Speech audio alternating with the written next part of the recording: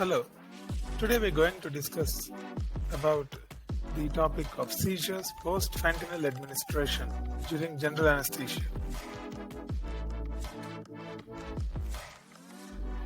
In this presentation, I'm going to discuss one of the cases that I have dealt in the recent past, and review of literature and management of post-fentanyl seizures if they happen during anesthesia induction.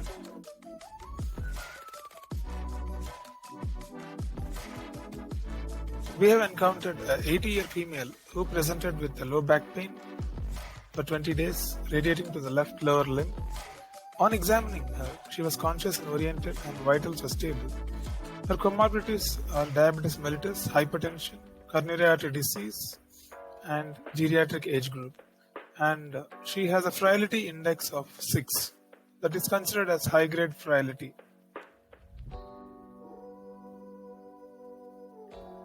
So what happened during the anesthesia induction is, after the pre-anesthetic assessment and obtaining the consent for general anesthesia, patient has been shifted inside the operating room and all the monitors have been connected.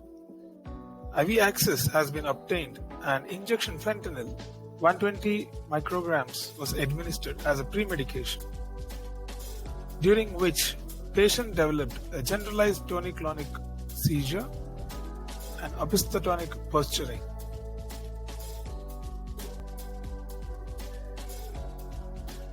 How to go ahead in this kind of situation? There are 3 options. 1. To induce and go ahead with surgery. Is it safe? Or evaluate with the help of an EEG.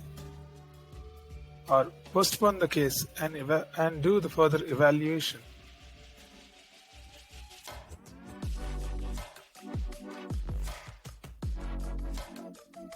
Coming to the review of literature, there have been case reports of seizure-like activity during fentanyl administration in the past. This is one of the case reports.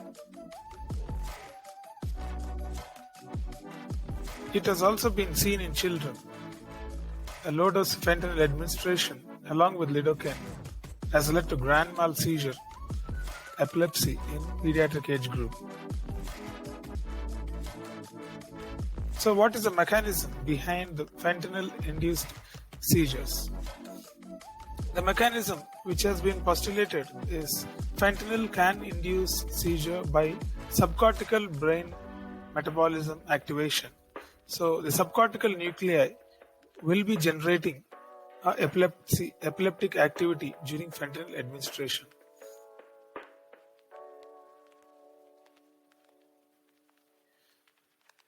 There have been several case reports published by the following authors, and these are the particular doses of fentanyl that was administered during that time.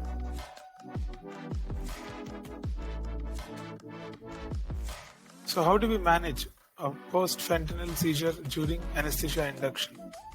First, immediate action is to control the convulsion with either midazolam or propofol. Midazolam at a dose of 0.1 mg per kg or propofol at a dose of 1 mg per kg.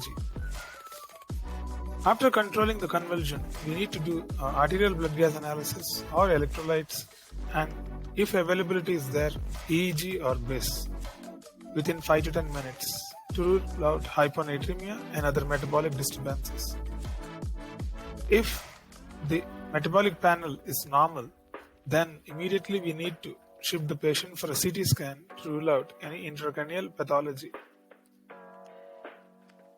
After ruling out the intracranial pathology, if the CT scan is normal, then we can go ahead with the surgery. If we find out any changes, we need to reverse the patient and assess the GCS and motor power.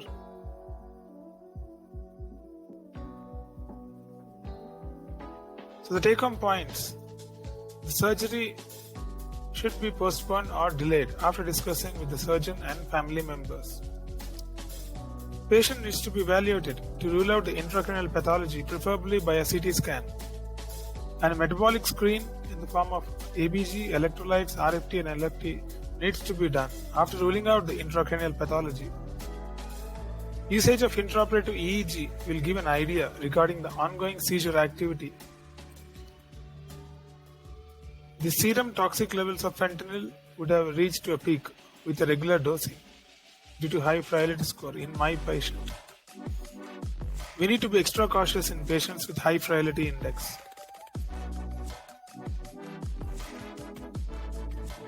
Thank you very much. Please subscribe to the channel and click on the bell button. Thank you very much.